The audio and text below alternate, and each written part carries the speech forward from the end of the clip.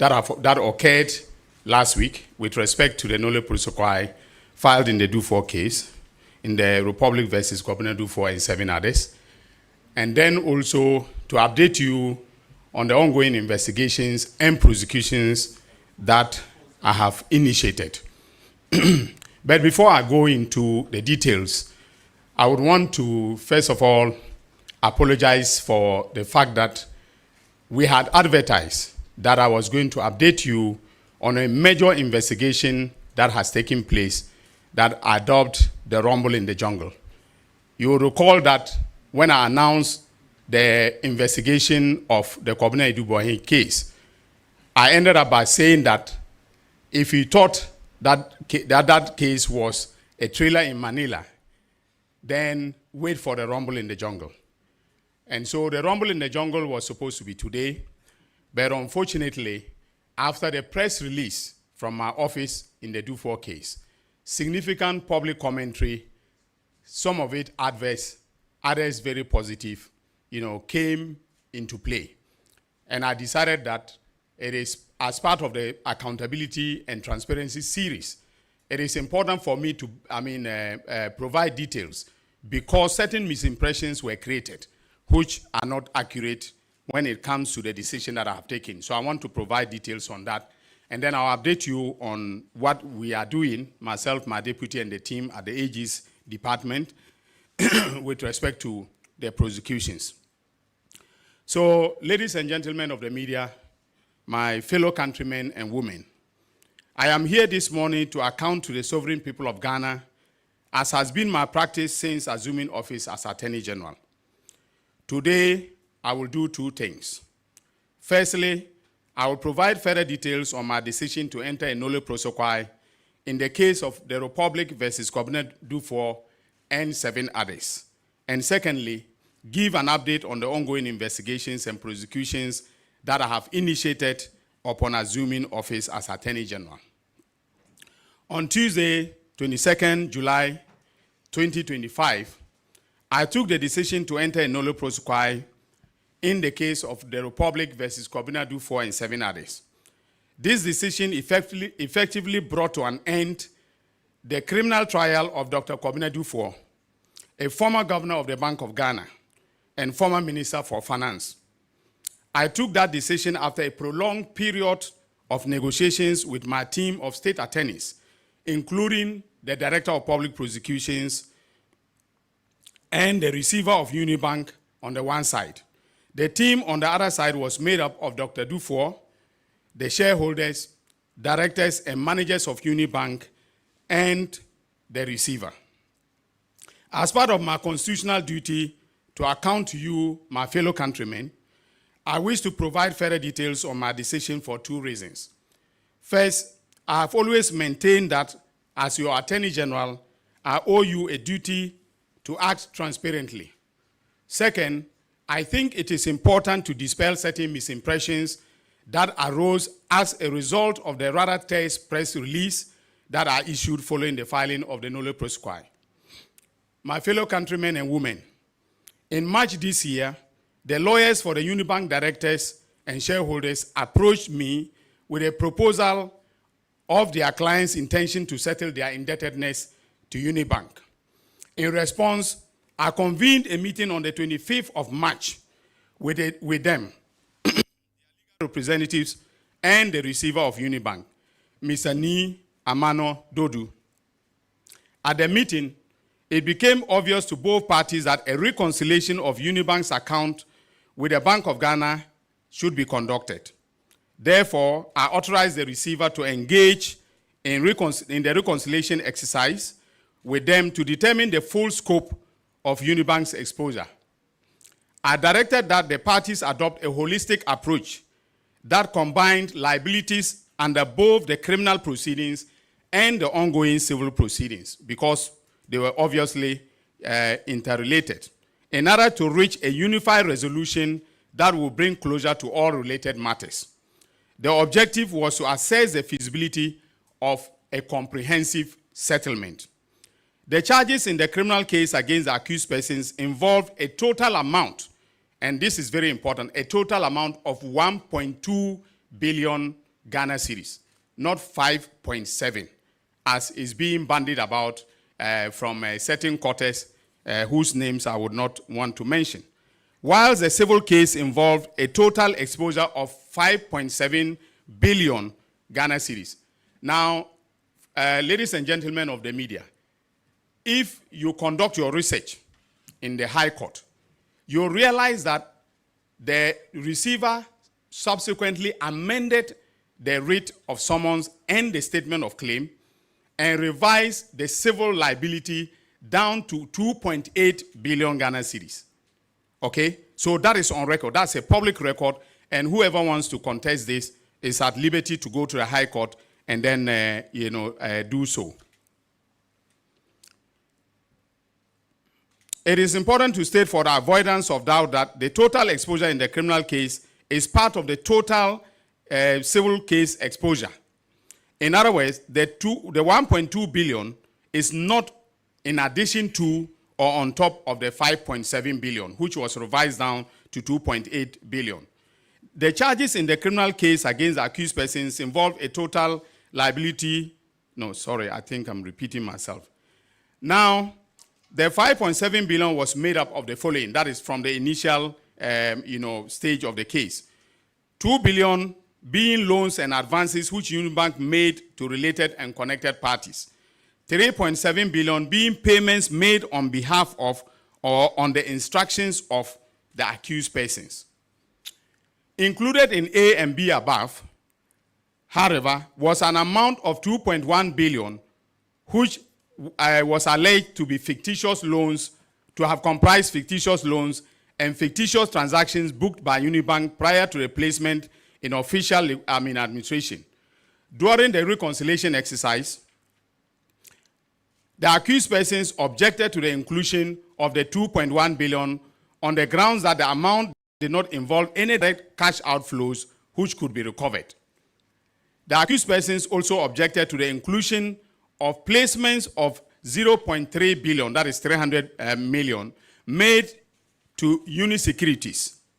Now, Unisecurities is a that is a Securities and Exchange Commission regulated, not a Bank of Ghana related company that had been placed in liquidation and for which a claim had been filed with the official liquidator.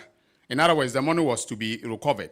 The recovery of this amount is being pursued independently through insolvency proceedings with the official liquidator of that entity. In summary, the above matters led to the revision of the previously reported exposure of 5.7 billion down to 3.3 billion, which comprise the following. The exclusion of 2.1 billion in the alleged fictitious amounts booked to the account of the shareholder who did not involve cash outflows. In other words, monies didn't go out to anybody. These were just book entries that were designed to make the books of Unibank look good. That is how come that in the criminal case, the charge of falsification of accounts was brought against them. So they did not loot the money. They did not give the money to anybody. They just made entries that were meant to give Bank of Ghana, the central bank, the impression that the bank was doing well. Okay? Then the exclusion of 0.3 billion relating to Unibank's placement with a SEC-regulated, SEC-regulated related company currently in receivership, which is being pursued separately through the insolvency proceedings. After prolonged negotiations, the accused persons, by a letter dated 7th May 2025, made a proposal to settle the revised outstanding obligation of 3.3 billion Ghana cedis through a structured approach. The accused persons offered to pay 2 billion Ghana cedis in full and final settlement of the outstanding obligations through the following arrangements. 800 million worth of assets to be transferred directly to Unibank, which is in receivership, which will now make that available to the Bank of Ghana. And then their active cooperation and participation to assist the receiver to recover an additional 1.2 billion from the direct beneficiaries paid out on their instructions. Out of the above arrangements, the accused persons have provided landed properties valued at 824 million Ghana cedis to Unibank, that is, in receivership. Further, in other words, indirectly to the Bank of Ghana or the Republic of Ghana. Further, the accused persons will be responsible for any shortfall in the proceeds realized from the sale of the landed properties. A total of 0.5 billion has to date been recovered out of the 1.2 billion being pursued from the direct beneficiaries. Recovery of the remaining balance of 0.7 billion out of the 1.2 billion Ghana cedis and the realization of the landed properties provided are expected to be completed over a timeline of 18 months. Although the preference would have been for me and my team for the accused person to settle the proposed amount in cash, immediate settlement in cash was not, from my sense of what transpired at the negotiations, a realistic possibility or a realistic option. In assessing the proposal submitted by the lawyers for the accused persons, I took into account the following factors. The receiver of Unibank acknowledged that the fictitious amounts totaling 2.1 billion did not result from cash outflows, but related to accounting entries that overstated the asset base of the bank, which predated Unibank's placement in official administration. B, a claim for the placement of 0.3 billion with the SEC-regulated entity was filed by the receiver with the official liquidator in 2019, and its recovery is being pursued separately through the insolvency process. 3, both the criminal and civil cases have persisted over 6 years with no immediate resolution in sight. The complex nature of the legal proceedings has significantly delayed any meaningful recovery. Now, come to think of it, those who instituted the criminal proceedings did not foresee the possibility down the line of recovering assets and never engage in any asset recovery process. They did not trace, to find out what assets were in the hands of third parties, including those who were in court. So while the criminal prosecution was intended to serve as a punitive and deterrent measure, it is through the civil process that actual recovery of funds is effectively pursued. The accused person's proposal fell within the receiver's mandate to maximize recoveries for Unibank in order to settle the bank's creditors, mainly Government of Ghana and some institutions. There is also a genuine risk that prolonged litigation could ultimately lead to lower net recovery, especially when accounting for legal costs, procedural delays, the time value of money, and the potential dissipation or concealment of assets. By contrast, the current arrangement secures the timely resolution or recovery of over 800 million Ghana cedis in assets and establishes a structured pathway for recovering an additional 1.2 billion Ghana cedis with the active cooperation of the accused persons. On the other hand, should the matter have continued in court, it would likely have faced prolonged delays, including multiple procedural applications, adjournments, and appeals. Even if judgment were eventually obtained in either the civil or criminal proceedings, enforcement and execution could take years, further deferring any meaningful recovery. It is clear from the foregoing that I took a pragmatic, holistic approach by engaging the receiver and the accused persons to broker a resolution that settles both the criminal and civil dimensions of the case. This strategy recognizes that while criminal proceedings are punitive, the real economic value to the state lies in a non-conviction-based asset recovery approach. The terms of the settlement are structured to ensure that the Attorney General, the Bank of Ghana, the Ministry of Finance exercise oversight over the recovery of the negotiated amounts. Progress under the agreement will be subject to quarterly reviews to ensure that the accused persons fulfill their obligations as agreed. Ladies and gentlemen of the media and my fellow countrymen and women, it is important to correct certain misunderstandings or distortions, deliberate in some cases, that our team picked from the media space regarding this matter. Since my press release, it has been said that by setting a minimum threshold of 60% for the recovery of assets as a condition for filing a nolle prosequi or terminating the banking sector cases, I have cut a deal which permits persons who have stolen or looted public funds to walk away with 40% of the loot.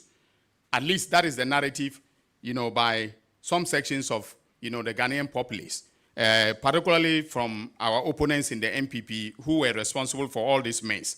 Indeed, one writer on Facebook compared my decision to the situation where someone has stolen 6 goods and is being told by the prosecutor to return 4 goods and keep the 2. But my fellow countrymen and women, now this may seem like a joke, but it's a very serious expression of the sense of justice of our community. And it is something that I have used, to, get people who have come to me for plea deals to jerk them to think about the community's sense of justice. So, it is not lost on me, and I wasn't surprised when I read this on Facebook. But the goat thief analogy, intriguing though it may be, is an oversimplification of the matter. This is why.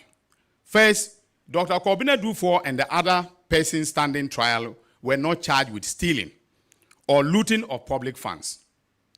They were charged with causing financial loss to the state, fraudulent breach of trust, falsification of accounts, as I have pointed out earlier, dishonestly receiving, and money laundering. But the facts and the evidence supporting these charges never allege that those standing trial personally benefited from the banking transactions that gave rise to these charges. Now, it's important to make clear that when someone is charged with, for instance, causing financial loss to the state, all right, it does not imply from a criminal liability point of view that they took the resources that have been lost. In other words, what we seek to do when we charge someone with causing financial loss to the state is to prove that they either intentionally or recklessly or negligently caused the state to lose resources or to lose funds. All right? Now, those of you who are old enough to remember the Quality Grain case, which and went all the way to the Supreme Court, involving the former Deputy Minister of Finance, Victor Selome, and a number of NDC officials in the Rawlings regime. You'll remember that in that case, Justice Afre was at pains to point out that though the accused persons had been convicted of the offense of causing financial loss to the state, they had not been convicted of stealing. They had not been convicted of personally benefiting from, the actions that were the subject matter of the criminal charges. All right? We must also understand that though the charge of fraudulent breach of trust is closely related to the charge of stealing, the facts and the evidence didn't show, okay, that in this particular case, they fraudulently breached their trust because they stood to benefit. Okay, they entered into transactions with third parties, okay, which pointed to the fact that according to the case that was filed, they were trustees of depositors' funds. Now, which in itself is legally contestable, right? Because the banker-customer relationship is not one of trusteeship. It is one of contract. Now, that is legally established in case law. There are case law precedents to the effect that that relationship is not one of trusteeship. So when someone deposits their money in a bank, all right, they are not keeping the money, they are not giving the money to the bank to be held in trust, okay? So that if that were the case, then the beneficiary would be the one dictating how the monies, should be used. But banks are at liberty, because it's a contractual relation, a commercial relationship, at liberty to lend the monies, do, banking transactions with those funds in the way that they see fit, but in a prudential manner, okay? So the basic point I'm trying to make is that these charges were themselves legally contestable, all right?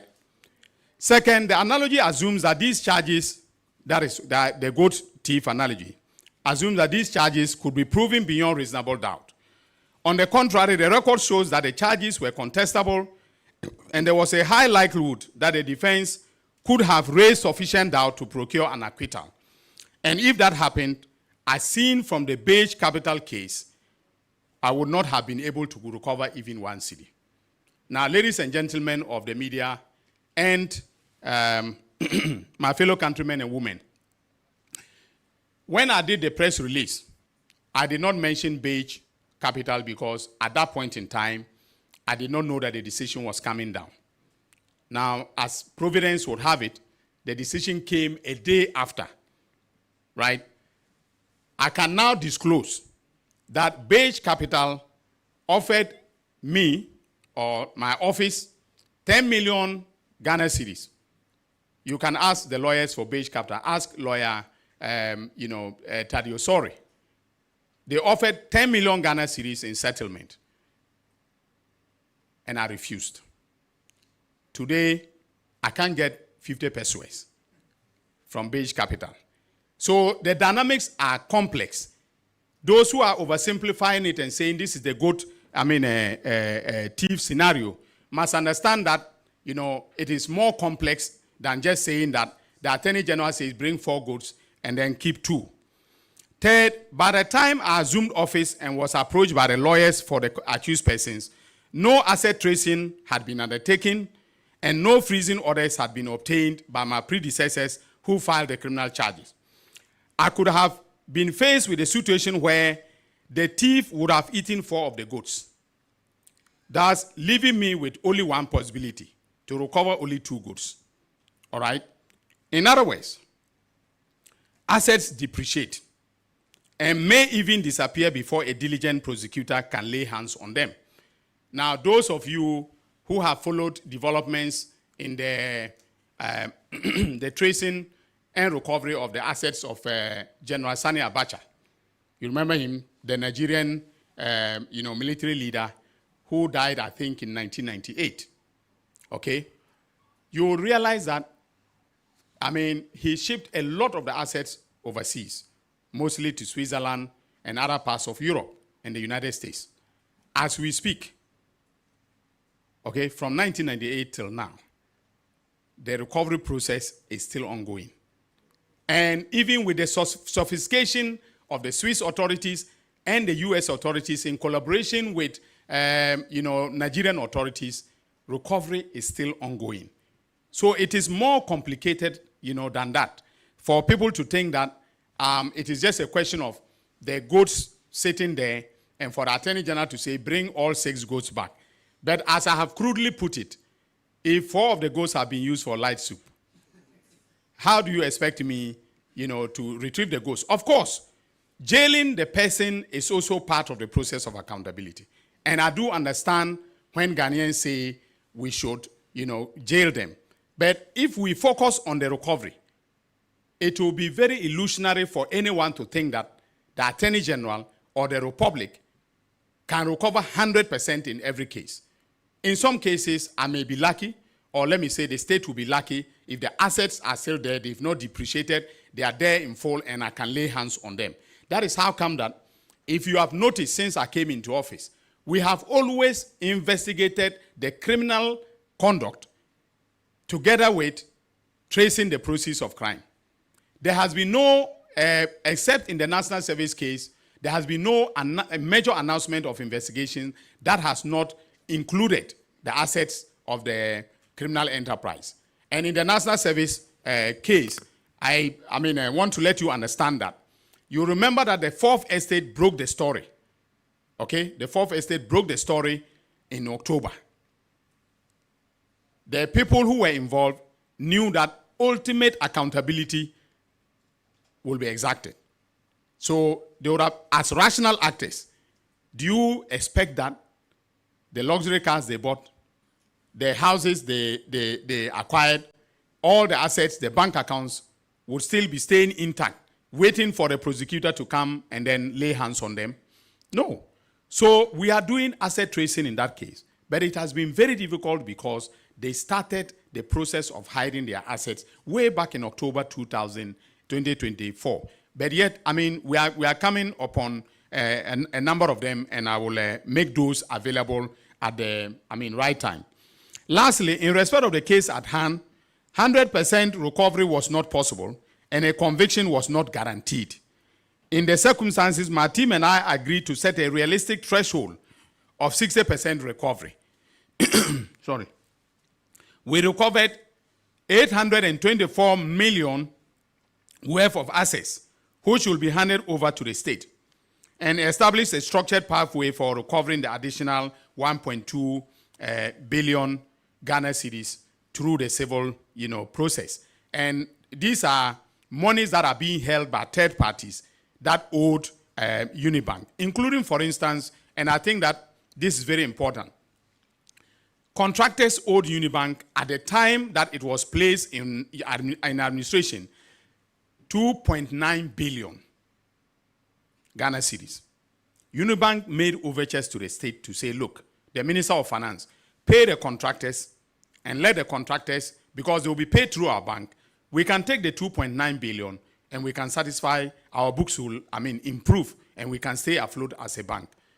The then Minister of Finance flatly rejected that and put and with the help of the Bank of Ghana, put Unibank into the situation in which we find ourselves. All right? Our current finance minister could have put NIB through the same process, right? But instead of using money to collapse a bank, the Honorable Atuforsen has used the money to revive it, for it to keep jobs and then continue to operate in the banking sector. That is what is called wisdom in governance. Having explained my decision to enter a Nolle Prosequi in the case of the Republic versus Gov't Dufour and others, I wish to provide a brief update on the investigations and prosecutions that are currently underway. Trials have commenced in the case of the Republic versus Gov't Dufour and 3 others, and that of the Republic versus Solomon Asamoah and another. That is the SkyTrain case. In the Gov't Dufour case, we are calling only 3 prosecution witnesses. Our first witness has concluded his testimony. But for the third accused person's sudden withdrawal in open court of a lawyer's service, our first witness would have been discharged to give way to the second prosecution witness to start testifying. We expect our second witness to start testifying before the beginning of the legal vacation on July 31st, 2025. In the SkyTrain trial, we have concluded the case management conference. It is important to add that, but for the change of solicitors and the multiple medical excuses of the second accused person, that is Prof. Ameyaw Ekumfi, and recently of the lawyer for the first accused person, we would have called 2 of the 6 witnesses by now. That notwithstanding, the trial in the SkyTrain case is expected to start before the beginning of the legal vacation. The National Service Authority scandal case was due to be filed last week, as promised, when we stumbled upon evidence of malfeasance involving an account at the Bank of Ghana to which had been transferred an amount of 189 million Ghana cedis. Out of this amount, 80 million Ghana cedis cannot be traced. But we found 2 checks bearing the name and account details of the former Director General, Mr. Osei Asibe, which had been used to withdraw funds totaling a little under 2 million Ghana cedis from the said account. We have therefore halted the filing of charges so as to await the receipt of the evidence from the relevant state agencies, including the Bank of Ghana, Ministry of Finance, and the Controller and Accountant General's Department. In fact, as I speak, the Bank of Ghana signaled to me that this morning they are going to deliver the entire bank statement for my attention. I am, however, thank you.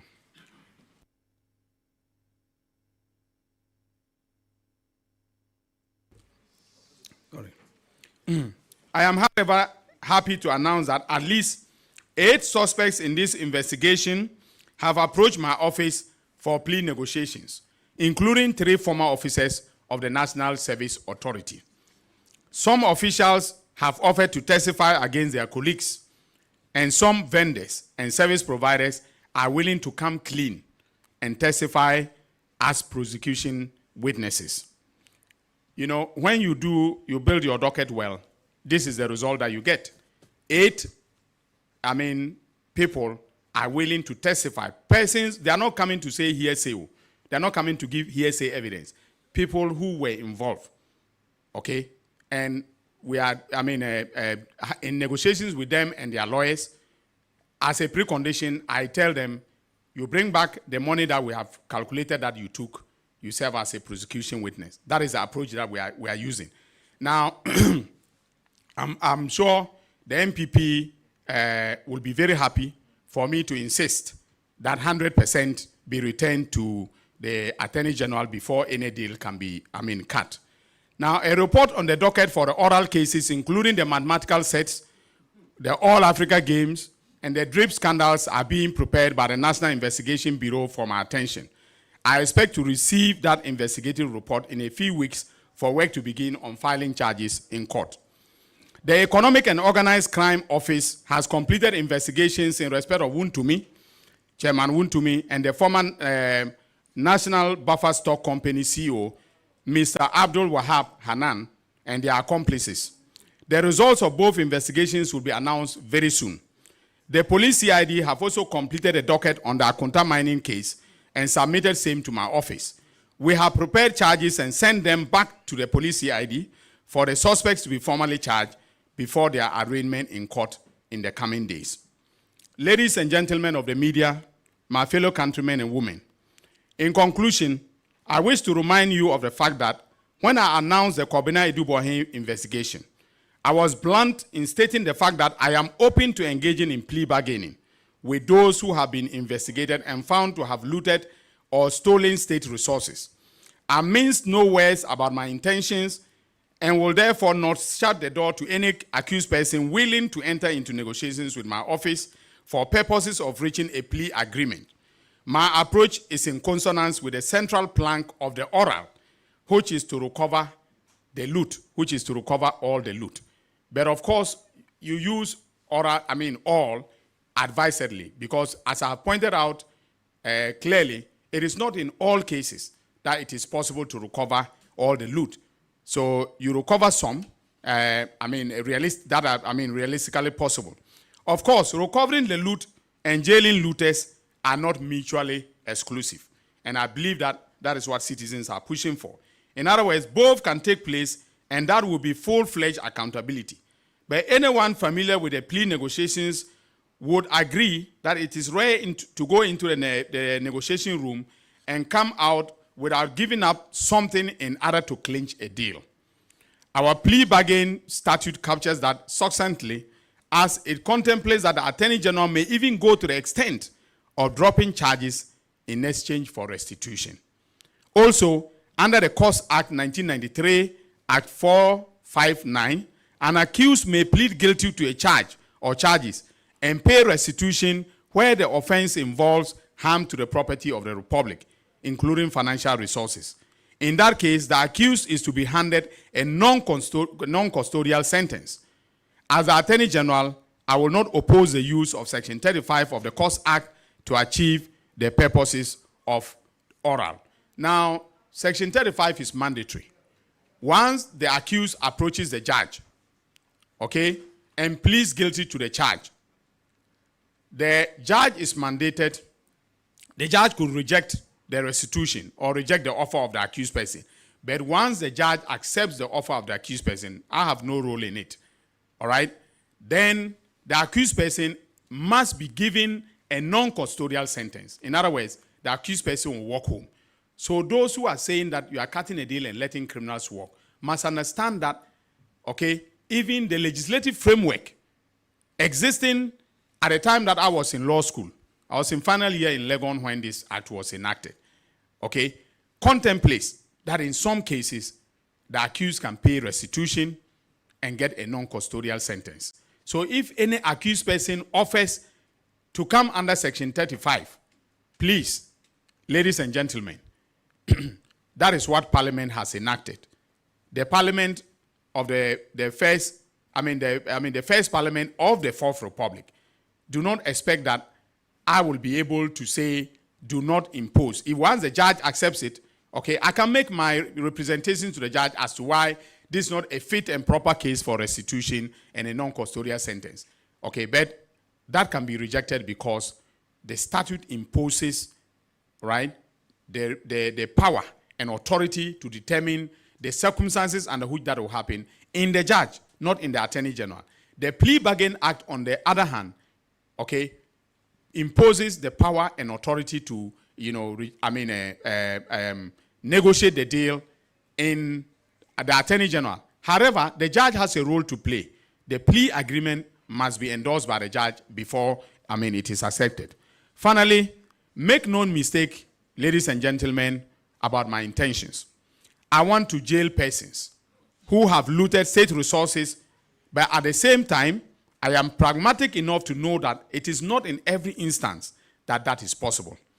In those circumstances, I will opt for non-conviction-based asset recovery. I thank you very much.